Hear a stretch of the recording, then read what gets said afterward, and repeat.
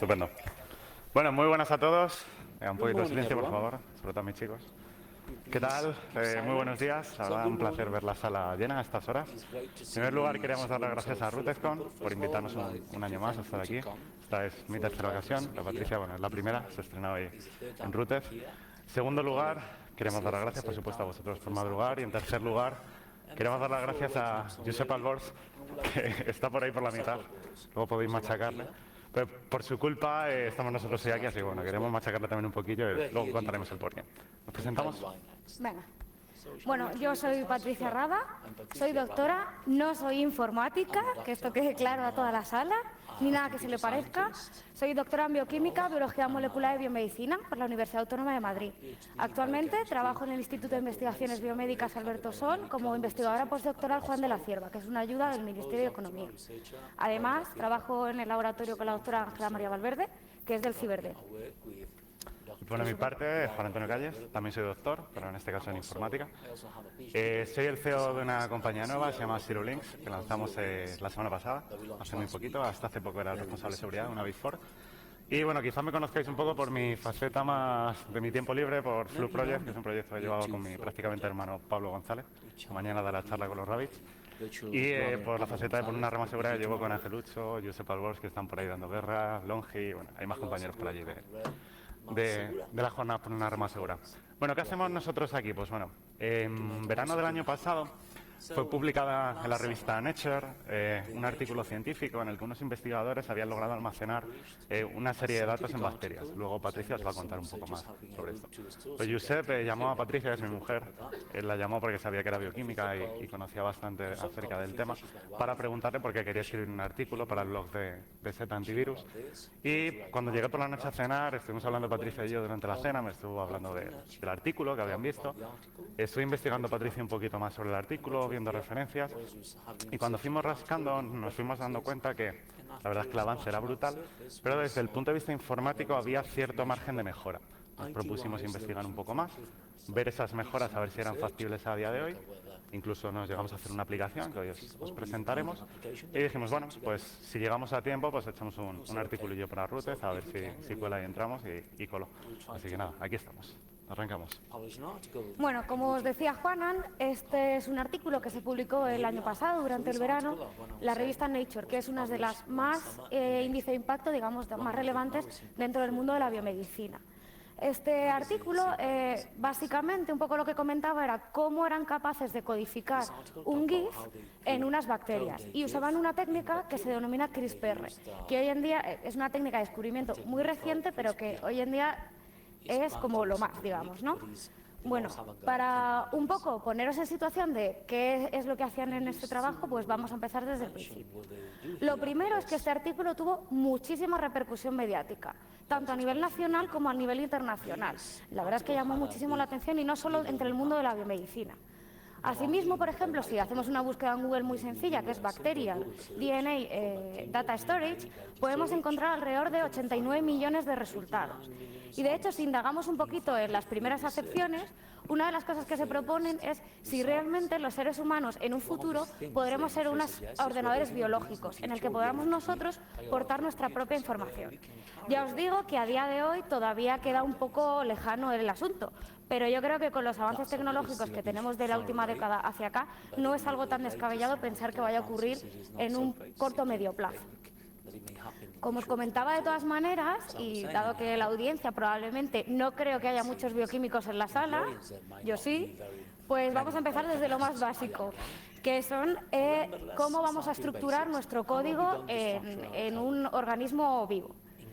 El código que vamos a utilizar es el ADN, que supongo que la mayoría sabéis lo que es, pero bueno, el ADN lo que contiene es nuestra información propia que nos va a permitir reproducirnos y funcionar. Son las instrucciones genéticas, como pone ahí, para el desarrollo y el funcionamiento de nuestra vida, pero también ser capaces de reproducirnos, porque claro, esto es lo que somos capaces de transmitir a nuestra herencia, digamos, ¿no? Por tanto, su función sería almacenar a largo plazo esta información para poder construir, tanto a nosotros mismos como a nuestras siguientes poblaciones. Bueno, la información genética va codificada por 4 letras que nosotros denominamos bases nitrogenadas, que es la secuencia del orden de citosinas, guaninas, adeninas y timinas. Aquí, para simplificar, les vamos a llamar con las letras C, G, A y T.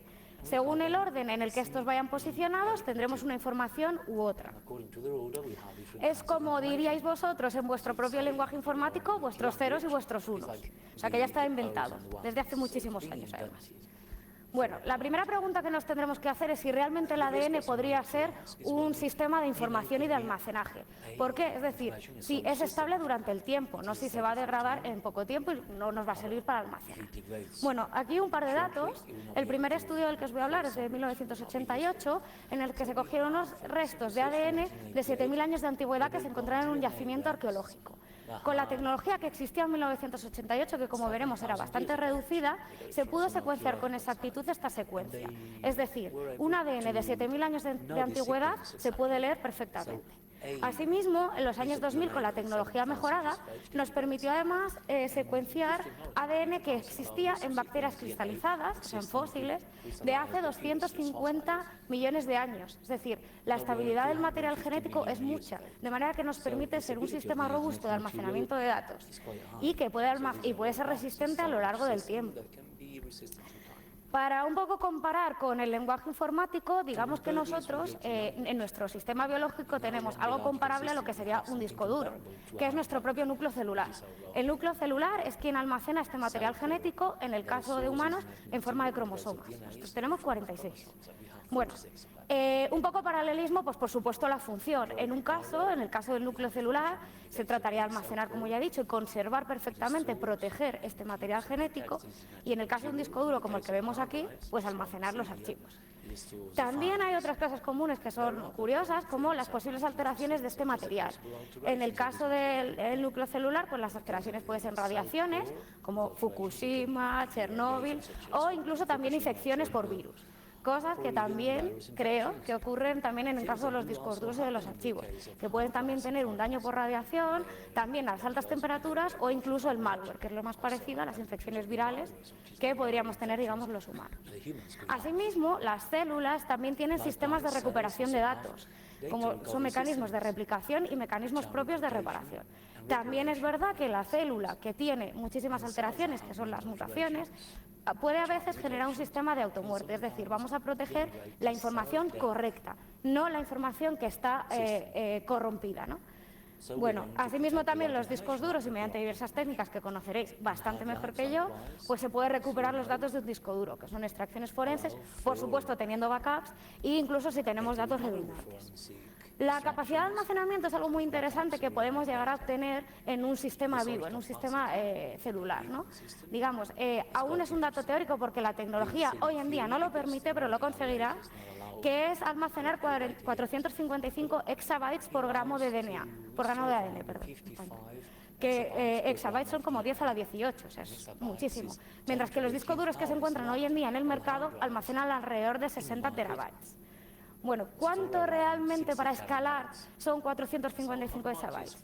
Bueno, pues según datos de la IDC, todo Internet en el año 2020 ocuparán aproximadamente 40 zettabytes de información. Digamos que haciendo este cálculo supondría solo 90 gramos de ADN.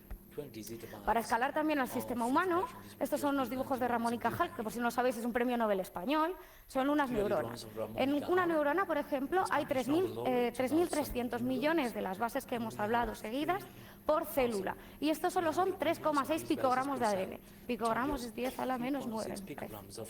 O sea, muy poquito. Y si escalamos ya un organismo completo como un humano, nosotros en nuestro interior solo tenemos 200 gramos de ADN. Con lo cual, tampoco resultaría tan descabellado pensar que, comparando con nosotros, 90 gramos de ADN almacenar todo Internet, pues parece bastante claro. En el caso de las bacterias, os he traído aquí, esto es un tubo, tiene bacterias porque se ve turbidito, que lo estuvimos cultivando ayer en el laboratorio, y aquí hay millones de bacterias. También además las podríamos almacenar en algo como esto, que es una plaquita, y es casi incluso más pequeño que un CD. O sea que la verdad es que podemos tener la información manejable en unos dispositivos bastante chiquititos. Fijaros lo que es tener todo Internet en una placa así, o sea, es increíble. O sea, cuando vuestra madre os decía que os bajase Internet en un CD, pues O en un ahora es posible. disquete, que eso lo he vivido yo. En un disquete. Claro, es una pasada. Bueno, un poco, esto es, digamos, como estamos aquí, hasta aquí la teoría. Ahora os voy a comentar un poquito los antecedentes que tenemos durante estos últimos años, durante estos últimos 30 años. El primer intento que se hizo de almacenar datos en bacterias data del año 1988. Este proyecto se denominó Microvenus y es del grupo de Joe Davis. Microvenus es, como veis allí en ese dibujito, es una runa germánica que funciona, que significa mujer y vida. En este caso fue solo un icono de 35 bits en el que se ve claramente en el dibujo, es una superposición de una letra Y y de una I latina. La codificación fue muy sencilla, pero en aquel momento, hace 30 años, fue bastante innovador. Y es que, como ya os he comentado, tenemos 4 bases de ADN, pues como el binario son solo 2 letras, pues el 0 se asignó a 2 bases, a la C y a la T, y el 1 se asignó a la A y a la G. De manera que la traducción fue muy plana. La imagen, que es la Y esta, donde había imagen se colocaba un 1 y donde era un espacio en blanco se colocaba un 0. Y esto, de manera plana, seguida, se codificaba en una secuencia de ADN. Es muy básico, solo son 35 bits, pero se pudo meter en una bacteria, con lo cual se pudo conservar la información durante bastante tiempo. Como ya os he venido diciendo a lo largo de esta presentación, el verdadero problema de momento que existe actualmente es la tecnología. En aquellos años hasta hoy en día era muy difícil tanto escribir secuencias demasiado largas, porque no existía el potencial, pero también leerlas. Es decir, tú puedes crear una secuencia larguísima, pero si no tienes una tecnología que te devuelva el código, no tiene sentido. Sin embargo, de unos años para acá se han creado bastantes sistemas, tanto organismos vivos como sistemas técnicos para poder llegar a la unión de escribir y leer muy avanzados. Aquí en la primera imagen, en la parte naranja, vemos el primer secuenciador automático para leer nuestros ADNs. Es del año 1986 y tardaba más de un día en leer una secuencia. Sin embargo, la nueva tecnología, esta es de 2014, que se llama un Illumina HiSeq, nos permite leer 1 billón de secuencias al día, con lo cual la potencialidad es mucha, porque en un tiempo muy corto, en un plazo muy corto de tiempo, podemos leer hasta 1 millón.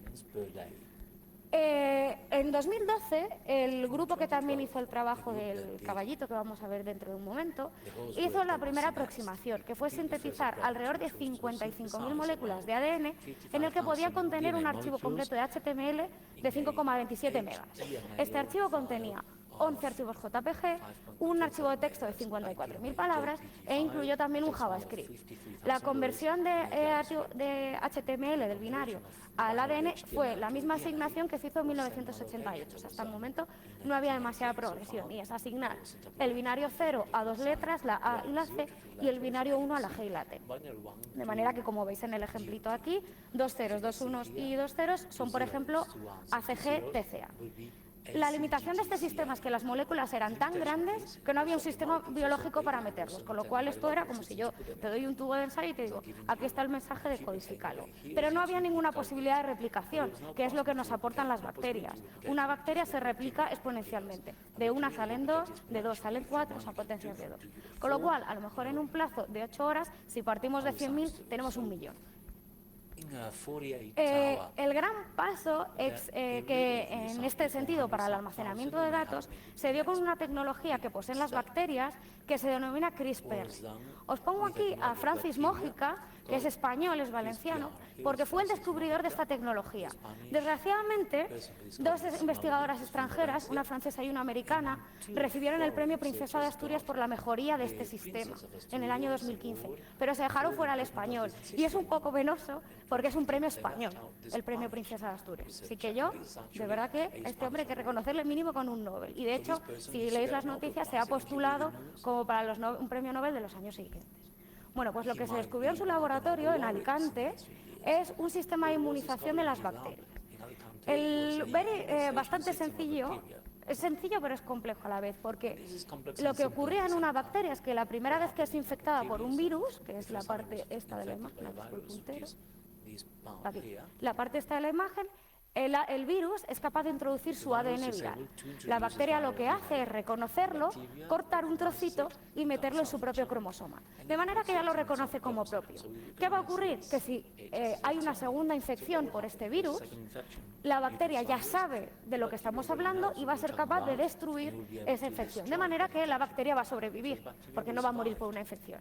Esto es como, digamos, un 0-day, y sin embargo aquí es cuando ya el antivirus está preparado. Ya puede sobrevivir, ¿no? Es un poco así. Pero, sin embargo, esta técnica tiene unas propias limitaciones. La primera es el espacio.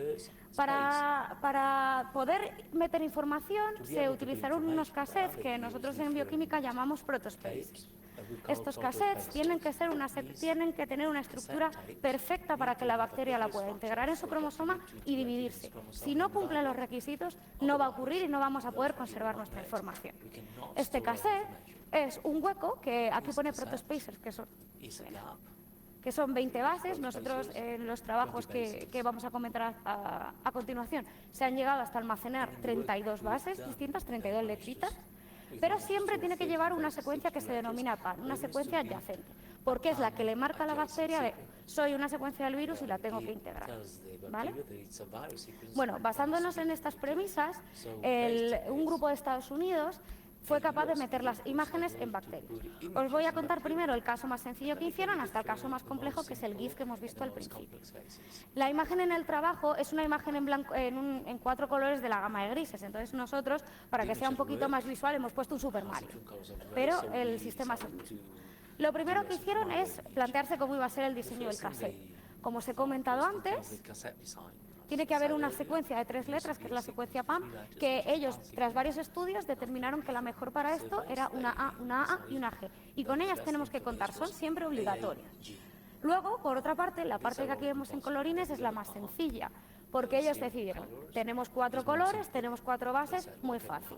La C va a ser el rojo, la T va a ser el marrón, la A es un naranja y la G es un verde. De manera que vamos a poner de manera consecutiva los colores. Es decir, como veis ahí en la primera línea, tiene 3 píxeles verdes, ponen 3 Gs. 4 o 5 píxeles rojos, ponen 5 Cs. Y así sucesivamente para construir la imagen completa. Pero claro, como os he contado, la limitación es el número de bases por secuencia, que son 35. De manera que, claro, tenemos que luego, una vez que seamos capaces de recuperar esta información, ordenarla para poder hacer el Super Mario, no hacer otra imagen. Entonces, para ello, se les ocurrió dejar un espacio de 4 bases, que es lo que aquí se denomina píxel, para hacer la posición. Es decir, aquí ahora hacemos equivalencias en binario. La C son 2 ceros, la T es un 0 y un 1, la A es un 1 y un 0 y la G es un 1 y un 1. De manera que la posición 1 serán 3 Cs y una T, porque en binario es el número 1. El número 2 habrá que codificarlo para que en binario signifique un 2. Bueno, de esta manera, en el laboratorio fueron capaces de generar muchísimas secuencias que se metieron en bacterias, en este caso es la cepa Escherichia coli, que es la misma que os he traído yo, y se dejaron varios días replicar para aumentar el potencial de lectura. Se secuenció con las máquinas que hemos visto anteriormente y se recuperó la información en ceros y unos y así se pudo reconstruir la imagen. En este caso la exactitud fue alrededor de un 90%, lo cual es bastante para unas primeras aproximaciones. Sin embargo, estos investigadores no se quedaron aquí, fueron a un caso más complejo. Es decir, ahora queremos meter una imagen de 21 colores. Esta sí es la imagen original que ellos hicieron, que son 21 colores en la gama de grises. Bueno, para el diseño del cassette del protospacer seguimos manteniendo la norma de la secuencia PAM, que es obligatoria, y el pixel para darnos la posición de la imagen. Sin embargo, para codificar 21 colores tenemos que cambiar el sistema. Ya no podemos usar una base por un color. 2 bases por un color tampoco. Una tupla de 2 no se puede porque 4 a la 2 son 16. Tampoco abarcamos 21 colores. Entonces hicieron una combinación de 4 a la 3, como está escrito aquí. 4 elevado a 3 significaría hacer 64 combinaciones, pero como ahora os voy a explicar es imposible, porque las bacterias tienen una restricción biológica y es que tienen que tener la suma de las letras G y C tiene que rondar siempre el 50%. Y luego las repeticiones de las bases pueden ser hasta 3. Más de 3 no, porque tanto la bacteria a la hora de replicar, si pones 5 seguidas, se puede saltar alguna y cometer un error, y también a la hora de hacer las lecturas, que muchas veces, si tenemos 10 letras iguales, alguna se la puede saltar. Con lo cual, tenemos restricciones tanto técnicas como bioquímicas. Pero bueno, aún así se las ingeniaron, porque en lugar de 64 combinaciones metieron 21. 21 por 3 son 63. Es decir, podemos asignar a cada color 3 letras distintas, 3 combinaciones de 3 letras distintas, como vemos aquí en el ejemplo. Por ejemplo, el color 7, en esa posición es una G, una C y una T, pero 3 posiciones más hacia adelante es una C, una G y una A. Esto lo que nos facilita es la compensación de la secuencia y que no se nos salga de rango. Bueno, el paso de gigante fue cómo se las ingeniaron para meter una imagen en un GIF. Un GIF en este caso era una animación stop motion. ¿Eso qué significa? Que son varios fotogramas seguidos que al colocarlos uno detrás de otro se ve la animación, digamos. Esto es una película que se llama Human and Animal Locomotion y es de 1878. Bueno, la codificación es la misma que hemos visto para la imagen de 21 colores. Pero lo que aprovecharon fue que las bacterias son un sistema muy moldeable el que se dejan introducir secuencias varios días seguidos. Es decir, tú pones tu cultivo, generas tus secuencias y hoy las transformas a las bacterias. Dejas las bacterias recuperarse un día y mañana ese mismo setting de bacterias, que además habrá amplificado población, le ponemos otra vez la segunda secuencia de la segunda imagen. Al día 3, la tercera imagen. ¿Por qué vamos a discriminar qué imagen es el primer fotograma y cuál es el quinto? Porque las bacterias en el cassette donde están almacenando esta información las colocan siempre de manera yuxtapuesta. Es decir, la imagen 1 siempre se va a colocar en la parte más alejada de lo que nosotros denominamos promotor, que es quien rige esta expresión, y la imagen 2 va a seguir detrás, la 3 detrás, la 4 y la 5. De manera que al secuenciar la línea entera de las 5 imágenes vamos a poder dar el orden. Cuando se hicieron alrededor de 5.000 lecturas, como veis aquí, esta es la imagen, el fotograma 1, fotograma 2, 3, 4 y 5. Los últimos se ven peor porque son los últimos que hemos introducido y 5.000 lecturas para esta imagen son muy poquitas. Pero cuando dejamos el cultivo reproducirse varios días, cuando lo dejaron, se encontraron que con 1 millón de lecturas, la verdad es que se pudo reconstruir con bastante eficacia la imagen, alrededor de un 90%, depende de la imagen. Con lo cual, pues es un sistema medianamente asequible y barato para construir una imagen.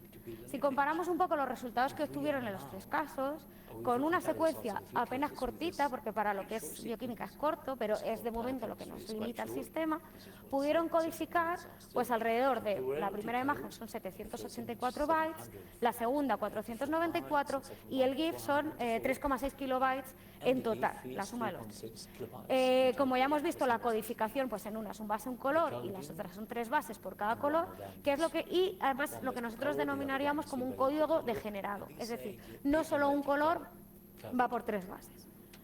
La verdad es que bioquímicamente es bastante asequible, porque para contener esta imagen solo se tuvieron que crear 112 secuencias. En el caso de las 21, 100 y 104. Con lo cual no es demasiado, podemos todavía ampliar más el rango. Y bueno, lo que es importante a la hora de recuperar esta información es la exactitud, porque estamos alrededor de un 88% en la imagen más sencilla, pero alrededor de un 96%, por ejemplo, cuando le vamos metiendo más colores.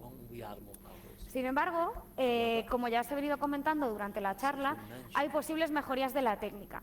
Informáticas también, computacionales, que es lo que os va a contar Juana, pero también desde el punto de vista bioquímico, y esto lo tenemos que tener en cuenta a la hora de programar, que son, como ya os he dicho, la limitación del espacio, que de momento solo se pueden construir 35 bases, que la suma de las Gs y de las Cs tenga que estar siempre alrededor del 50% y que no haya demasiadas repeticiones. Pero bueno, supongo que esto con el tiempo se irá mejorando un poquito. Entonces ahora Juana nos va a comentar la mejoría que nosotros proponemos a la hora de implementar este sistema. Eso es. Como comentaba Patricia, uno de los problemas que han tenido hasta ahora es que la selección de las As, Cs, Ts y Gs la han hecho un poco a mano o haciendo algoritmos a medida. Y lo que nosotros nos planteamos fue la posibilidad de desarrollar una especie de diccionario que fuese escalable. Es decir, que pudiésemos codificar cualquier tipo de archivo, ya fuese una imagen, un vídeo, una canción, una música o un texto en ADN. Para ello, hacer una RFC, lógicamente, queda todavía muy lejano, porque incluso a nivel bioquímico todavía la tecnología no está muy pulida. pero sí que se nos ocurrió hacer un primer algoritmo que nos pudiese realizar esta codificación de una manera más o menos automática. Y aquí lo que tuvimos fue que tener en cuenta toda esta problemática que ha comentado Patricia. Por ProtoSpacer no vamos a poder meter más de 35 bases. Y además tendremos que quitar 3 de la secuencia PAM de inicialización. Digamos que es como el indicador que nos va a decir en qué parte de un array vamos a poder leer, ¿no? Parte del ADN. También tenemos que tener en cuenta que no vamos a poder repetir más de 3 secuencias, o sea, más de 3 bases. Es decir, podríamos meter A y a partir de ahí tendremos que cambiar o a una C, o a una G, o a una T. Por tanto, ya tenemos una problemática, una limitación en el codificador. Vamos a tener también que tener en cuenta que el número de citosinas y de guaninas tiene que ser en torno al 50% de la secuencia, porque si no la bacteria va a rechazar ese ADN que nosotros intentemos introducir. También la secuencia PAM, que ya lo hemos comentado, y además, como nosotros ahora lo que vamos a hacer es meter archivos grandes, no como se ha hecho hasta el momento, si queremos meter una ISO o un vídeo de 30 megas o lo que sea, por supuesto que no nos va a entrar en una bacteria, vamos a necesitar miles. Así que vamos a tener que cortarlo en trocitos y esos trocitos meterlo en cada bacteria, así que vamos a necesitar un contador. Ese contador nos va a indicar qué bacteria va a contener qué trocito de la cadena que nosotros vamos a introducir los ficheros. Bien, ¿no? Es sencillo hasta ahora. Bueno, pues hicimos una primera aplicación que llamamos Bacterio, en honor a las bacterias y poniéndole el 1 y el 0 del binario, un poco en honor a nuestro ámbito friki informático. Y pues bueno, conseguimos hacer un software que nos permitía convertir el texto o archivos o lo que fuese a ADN, generar ya las bases de una forma más o menos automática, teniendo en cuenta además la casuística de que el número de citosinas y de guaninas fuese en torno al 50% y además descartando en más de 3 repeticiones, es decir, 4 más repeticiones. Además, lo bueno de este algoritmo que era compatible con cualquier tipo de codificación. Nosotros aquí os hemos traído una demo con ASCII extendido, sabéis que permite introducir unos 256 símbolos, pero hemos hecho pruebas con UTF-8 y con cualquier codificación y el algoritmo funciona igual porque es escalable, ¿vale? ¿Cómo funciona muy alto nivel? Pues bueno, imaginaros que tenemos la cadena de texto, pues funciona, hola rooters con admiración. A continuación lo que hacemos es pasarlo a la codificación que hayamos seleccionado, pues en este caso ASCII extendido. ASCII extendido, pues la H mayúscula es el 072, la minúscula es 111 y así sucesivamente. Lo dejamos a un lado y nos cogemos las 4 bases, la A, la C, la T y la G. Calculamos el producto cartesiano, nos quedamos con todas las posibles permutaciones de estas 4 letras y con cada una con un orden, es decir, por ejemplo en el primer orden la A sería un 0, la C sería un 1, la T sería un 2 y la G sería un 3, calculamos todas las posibles codificaciones con cada una de ellas. Y con cada una de estas codificaciones codificamos este mensaje, que es lo que vemos aquí. Y aquí tendríamos ya las bases codificadas. ¿Esto qué nos da? Un array gigantesco de bases que contienen nuestro archivo codificado al lenguaje que una bacteria entendería. Pero, como os ha dicho Patricia, tenemos una limitación de tamaño, no vamos a poder meter archivos directamente en una bacteria. Así que lo que hacemos es trocearlo en función del número de bytes que sabemos que entrará en cada bacteria. Ese número de bytes, de cuánto va a ocupar, lo vamos a ver en función de la tupla que hayamos seleccionado. Entonces, Patricia os ha comentado que en el último caso habían utilizado tripletes porque querían codificar 21 colores. Nosotros, como lo que queremos es hacer algo escalable, vamos a maximizar el espacio de almacenamiento. Así que vamos a utilizar todas las bases, las 4. Y vamos incluso a ampliar tuplas hasta todo lo que queramos. ¿Cuál va a ser ese todo lo que queramos? Pues 9, porque 9 por 3 son 27, 27 más 3 de la secuencia PAM son 30 y más 5 del contador 35. Y 35 es el número de bases límite que nos va a entrar en cada protospacer. Así que más de 9 no vamos a poder introducir en cualquier caso. De todas maneras, utilizando tuplas de 4, ¿veis? 4 elevado a 4 son 256. Me diréis, joder, blanco y en botella, ¿no? 4 elevado a 4, 256, ASCII extendido son 256, pues ya está. Usamos tuplas de 4 y se acabó. Pues no. Pues no, porque esto no iba a ser simple, ¿no? Como se ha comentado Patricia, es biología. Como se ha comentado Patricia, no podemos tener más de 3 repeticiones de una letra, así que tenemos que descartar ciertas combinaciones. Al descartarlas, pues ya nos estamos yendo 4 combinaciones menos, ya necesitamos tuplas de 5 más. Y además, también, cuando hay una justa posición de bases, también nos puede coincidir 2 A's de un final y 2 A's de un principio. Así que esas combinaciones también tenemos que descartarlas. Así que con tuplas de 4 no hay manera de codificar ASCII extendido. Hay que utilizar tuplas de 5 más, o bien utilizar tuplas de 4 e ignorar ciertos símbolos de ASCII que sepamos que no vamos a utilizar. Pero repito, lo que queremos hacer es algo escalable, así que vamos a irnos a tuplas un pelín superiores. Bueno, esto es un ejemplo de la aplicación. Os voy a hacer una demo para que veáis que no es Photoshop. Así me apaño con el touchpad. Bueno, está hecho en Python. Tenemos una versión un poquito más visual que liberaremos para investigadores, que está hecha además a nivel web, pero bueno, aquí como soy muy friki, lo tenemos en consola verde. Ahí tenemos. Bueno, ¿qué hemos hecho aquí? Pues aquí lo que hemos hecho es coger un fichero de texto plano que tenía un comando de Linux, wget, y bueno, ahí se bajaba un JavaScript con el Coinhive, sabéis lo que es el Coinhive, y él lo que nos ha calculado es cuál era el mejor diccionario, es decir, pues poner la letra C es un 0, la un 1, la T un 2 y la G un 3. Nos ha generado 11 protospacers, es decir, en estos 11 protospacers podríamos meter esa instrucción de Linux, y además nos ha calculado cuál es el número de CGs medios, que sale de 51, y bueno, el tiempo de cómputo, que como veis es muy liviano. Fijaros en este punto de aquí, que es muy importante. Sí que es verdad que el número de CGs medio es 51, pero fijaros que el número de CGs de cada protospacer, que es lo que a nosotros nos interesa, hay una varianza importante. Aquí tenemos una varianza de 2, aquí de 7, aquí de 2, es decir, hay mucho cambio, ¿no? Y esto es problemático a la hora de codificar las bacterias. Esto mismo que hemos calculado aquí con tuplas de 4, lo hemos hecho también con tuplas de 5, con tuplas de 6, luego como vais a tener las diapositivas para bajarla vais a poder verlo. Lo hemos hecho también con tuplas de 7, de 8, de 9. Y para hacer un análisis más interesante, lo que hicimos fue procesar 10.000 archivos. Procesamos 10.000 archivos pequeñitos de 100 bytes que generaban el contenido aleatorio para que no fuese siempre lo mismo. Y los generamos para todas esas posibles tuplas y nos dimos cuenta de un problema que teníamos. Bueno, como es lógico, a medida que aumentan las tuplas, vamos a poder almacenar más bases, pero también vamos a gastar más protospacer a medida que vamos creciendo, ¿no? Fijaros que en el caso de las tuplas de 4 estamos gastando 17 protospacer para meter 100 bytes, pero en tuplas de 9 nos estamos yendo a 50 protospacer, ya es más del triple, ¿no? Bueno, a nivel de CGs medio nos situamos en torno al 50, lo cual es genial, pero la desviación, fijaros, a partir de 10 podemos decir que las bacterias no la van a aceptar, va a ser un problema, así que las únicas que nos valdrán aquí serán las tuplas de 8 y de 9, ¿no? Como vemos por el análisis estadístico que hemos hecho. ¿Qué pasa también? Que a nivel de cómputo, pues generar protospacer para 100 bytes, en tuplas de 9, por ejemplo, nos estamos yendo a 539 segundos. Y eso que este portátil es potente, pero bueno, se podrán meter luego tarjetas gráficas y otro tipo de tecnologías para acelerar esto un poco, ¿no?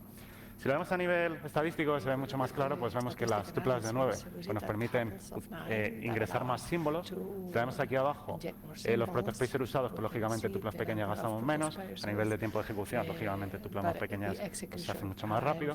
Y a nivel de la desviación media de CGs, pues las únicas que nos van a aceptar las bacterias son las tuplas de 8 y de 9. Por tanto, ¿cuál es la mejor de todos estos? Pues ninguna. La verdad es que ninguna.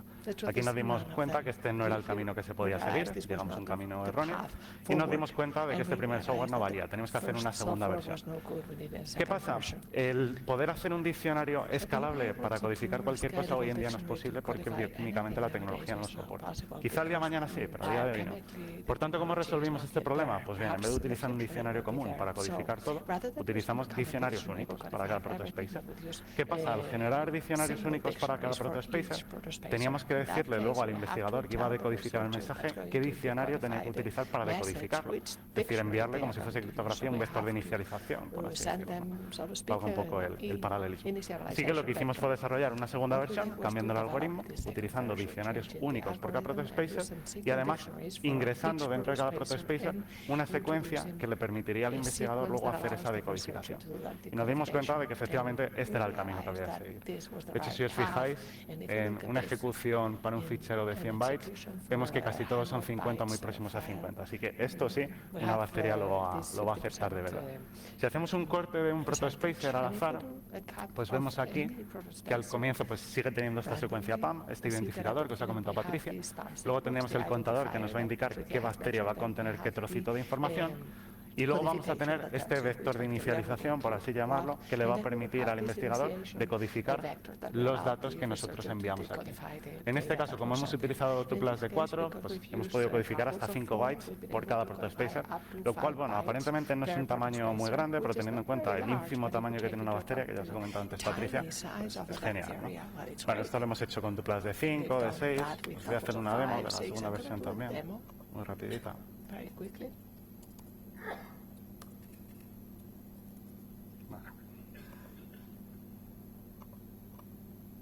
Aquí vamos a enviar el mismo mensaje, la misma instrucción de Linux. Vais a ver que lógicamente tarda un poquito más en computar, en vez de 1 segundo y medio, así que ha tardado antes. Ahora tardará unos 15-16 segundos más o menos. Antes nos había ocupado 11 protospacer, ahora nos va a ocupar 13 protospacer. Es un poquito más, apenas 2 protospacer y uno ni lo completamos entero. Pero con ese cambio mínimo ya podemos ingresar una codificación que no nos van a rechazar las bacterias, ¿vale? Eso, si os fijáis, pues bueno, veis que siempre estamos muy cercanos al 50%. Bueno, continuamos. Vale.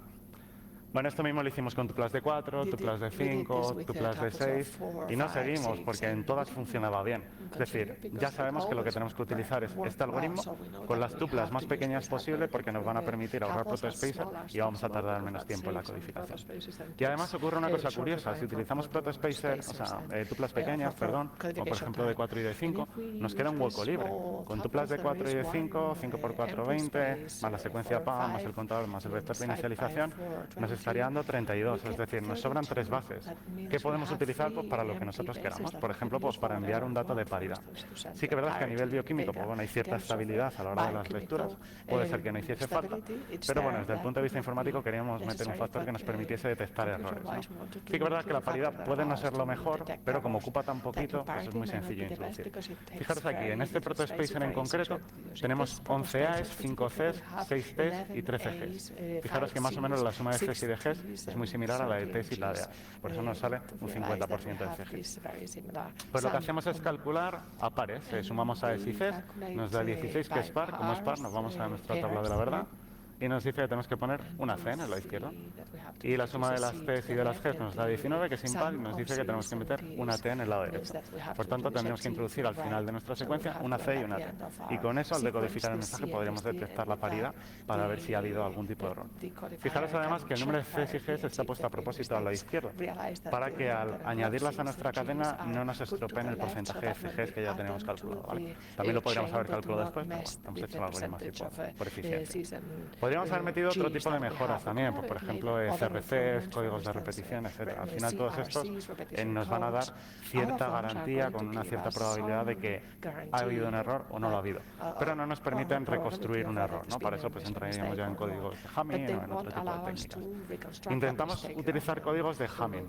En concreto, pues este que nos permitía, bueno, es cómo funciona el algoritmo en sí, que enviando 4 bits, si envías 3 más, tienes la posibilidad de reconstruir un error. Pero tenía la problemática de que ocupaba mucho y no nos entraba los protospacers, por tanto lo desechamos. También pensamos en utilizar hashes, pero sabéis mejor que nadie lo que ocupa un hash, es que es inasumible meter eso en un protospacer. Sí, dijimos, bueno, lo enviamos por un medio alternativo, pero es que entonces perdía la gracia, ¿no? Sobre todo desde el punto de vista esteganográfico, como vamos a ver un poquito más adelante. Así que nos quedamos con la paridad como una primera aproximación y bueno, pues la iremos mejorando poco a poco según se nos vayan ocurriendo. A medida también que vaya mejorando a nivel técnico la parte bioquímica, pues podremos hacer cosas como por ejemplo RAID de bacterias para pues almacenar más información distribuida y replicada, ¿no? Lo cual es genial. Aunque todavía no se haya hecho, pero bueno, sí que hemos hecho un pequeño análisis matemático para ver cuánto podríamos almacenar con 1 billón de bacterias y utilizando de tuplas de 5 bases, es decir, que un sector de este disco duro biológico podría almacenar unos 4 bytes, pues podríamos estar almacenando unos 5 gigas de información, lo cual es un dato muy significativo, ¿vale? Bueno, ¿qué nos permiten estas técnicas? Pues bueno, al final, esta técnica que comentó Patricia y como enseña por aquí, estos son bacterias. Las bacterias, no me va a pasar nada, ¿no? Estas no. Pero las bacterias al final son organismos vivos y todo organismo vivo pues puede ser un organismo muerto.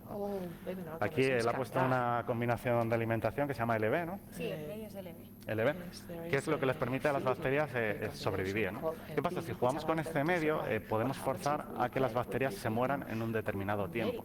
Es decir, por ejemplo, si ocultamos un mensaje que queremos enviar, que se me inventa el ejército de Japón, y sabemos que por mensajero de las bacterias llegarían en 7 días, pues podríamos ponerle la alimentación suficiente para que se mueran a los 8 a los 9 días. Es decir, estaríamos ante los mensajes del inspector Gadget que se autodestruyen una vez leídos, ¿no? Así que esto es una realidad y esto ya se puede hacer, ¿vale? Con la tecnología. Habréis visto también noticias de que se ha metido malware en ADN, de que ha habido retos, etc. Bien, vamos a hablar de ello. Pero es importante reseñar que esto se ha hecho en ADN en un tubo, ¿vale? Que no era ADN en organismos vivos. Es un poco lo que nosotros tratamos de traer aquí, porque sí que te da otras capacidades de replicación y perdura más a lo largo del tiempo, ¿vale? En este caso, por ejemplo, de esta noticia, lo que habían logrado es meter un malware que luego se ejecutó en el PC en el que se hizo la lectura de la secuencia de ADN. Pero como decía, esto se hizo sobre ADN en organismos no vivos, ADN en tubo. Otro reto también que fue muy sonado fue el DNA Storage Bitcoin Challenge, que se hizo en el Davos de 2015, y fue un reto que puso un investigador que se llama Nick Goldman, en el que daba 3 años para que descifrasen un wallet de Bitcoin que habían introducido en un tubo Falcon que tenía ADN. En ese wallet metió un Bitcoin que por aquel entonces era unos $200, ahora ya sabéis lo que es, daba por unos $8.500 ayer, creo recordar. Y curiosamente fue resuelto este año, en enero, a solo 5 días de finalizar el reto. O sea, in extremis lo consiguió resolver. Sí, sí, le salvó la vida. Ese dinero le salvó la carrera científica. Seguro, con lo que cobráis. Bueno, lo resolvió, cuñita, lo resolvió un investigador predoctoral que se llama Sander Witz, que os digo, en enero. Y lo que hizo fue combinar los fragmentos.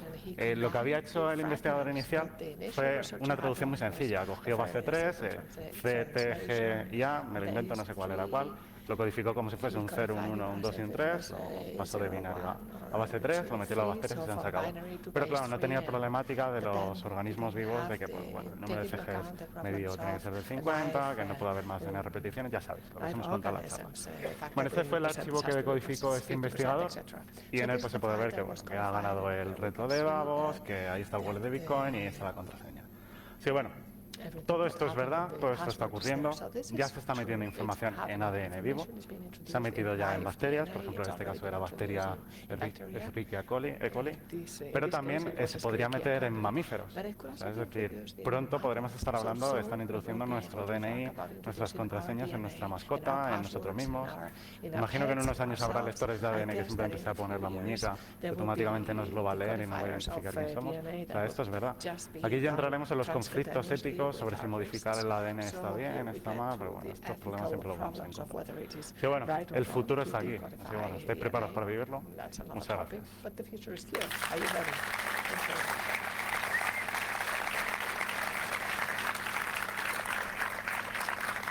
Bueno, nos han sobrado unos 8 minutillos. Antes de pasar a preguntas, me gustaría hacer una reivindicación, como bueno, ya lo ha adelantado Patricia, y es que Francis Múgica al final ha sido el inventor de esta técnica y no se le ha valorado todavía, no se le ha dado un premio, no se le ha dado nada. Leyendo un día El País, la verdad que se me revolvían las tripas al leer esta frase, que le decían colegas extranjeros de mucho prestigio que no tenían ninguna posibilidad por ser de Alicante y por ser de España, ¿no? Bueno, espero que esto no sea verdad y que a este señor pues se le premie como se merece.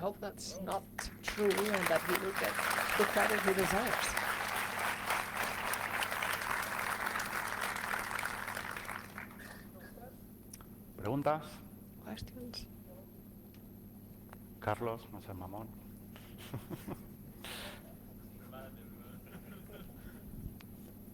Tenemos la herramienta, cuidado. Que os lo echamos encima. Hola. Bueno, lo primero, Patricia, bienvenida a Routed. Excelente trabajo. A Juana, pues increíble, como ya nos tiene acostumbrados, no es sorpresa. Bueno, quería preguntar, he visto que habéis también trabajado un poco el tema de la integridad para intentar pues, detectar posibles errores, y os quería preguntar, desde vuestro punto de vista, ¿cómo pueden estos datos pues, verse corrompidos o afectados? ¿Por qué tipo de factores externos? Y también, pues, cómo pueden ser destruidos, ¿no? Creo que habéis avanzado un poco por el tema de la vida de esa bacteria, pero no sé si hay otros factores que puedan influir. Claro, a ver, las bacterias en sí, la verdad es que a la hora de reproducirse no tienen demasiada tasa de error, con lo cual tendremos que meter un factor exógeno para poder destruirla. Probablemente radiaciones o cambios de pH. El pH es, digamos, es un numerito de que tiene el medio de donde viven ellas. Si es un pH muy ácido, por ejemplo, no sobreviven. No todas, depende de la cepa. Entonces, habría que manejar el tipo de cepa que necesitásemos para ver cuánto tiempo queremos que sobreviva y en qué condiciones. Porque hay bacterias incluso que pueden sobrevivir a 90 grados. Con lo cual, tienes que darle un choque térmico muchísimo más elevado de lo que uno esperaría para matarla. Otro requisito muy limitante es el porcentaje de oxígeno. Porque ellas, casi todas, depende si son aerobias o no aerobias, pero muchas de ellas viven con oxígeno, de manera que si le cambiamos eso, también podríamos matarlas. Pero fundamentalmente tendría que ser algo súper extremo, es decir, pues una radiación o algo así. Existen herramientas moleculares también para cortar esas secuencias. De hecho, la base original de esta técnica es eso, meter un ADN exógeno, y cuando la bacteria reconoce que vuelve a ser infectado con otro que no es suyo, lo corta y lo destruye. O sea, también las propias bacterias tienen esas herramientas. Entonces habría que diseñar, bioquímicamente hablando, un mecanismo para ser capaces de favorecer esa activación y que las destruya.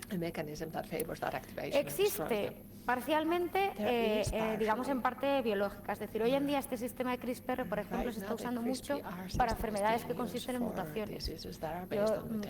Yo qué sé, un cromosoma alterado. Entonces lo que se hace es, en un mamífero se introduce una célula que sí tiene el sistema correcto y le forzamos a que cambie la secuencia una por otra. Entonces serían mecanismos de ese estilo, de poder cambiar una secuencia por otra, de manera que si la secuencia que yo meto añadida no sigue la misma pauta de lectura, ya no vas a poder decodificarlo. O incluso con estropearte la secuencia PAM, que es una A, una A y una G. Con intentar cambiar esas bases por una C, una C y una T, ya no te funcionaría. Entonces, bueno, sería un poco en ese estilo, en esa línea. Ser capaces de ver qué modifica la supervivencia de la bacteria y de una manera extraña nosotros poder modificarlo en un laboratorio. ¿Más preguntas, chascarrillos? ¿Os habéis enterado de algo? Bien, yo creo que lo hemos aterrizado bastante simple, ¿no?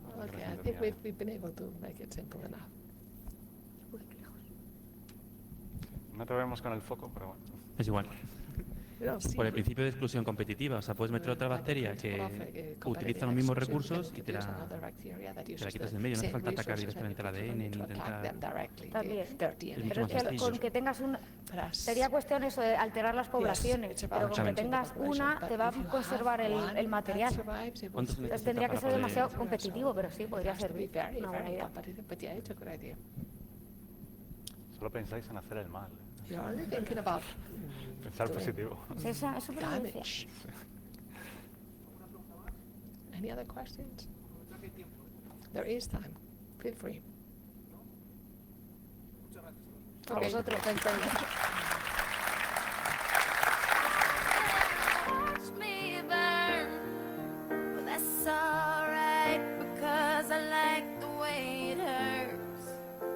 Just gonna stand there and hear me cry, but that's alright because I love the way you lie. I love the way you lie. I can't tell you what it really is. I can only tell you what it feels like. And right now it's a steel knife in my windpipe. I can't breathe, but I still fight while I can.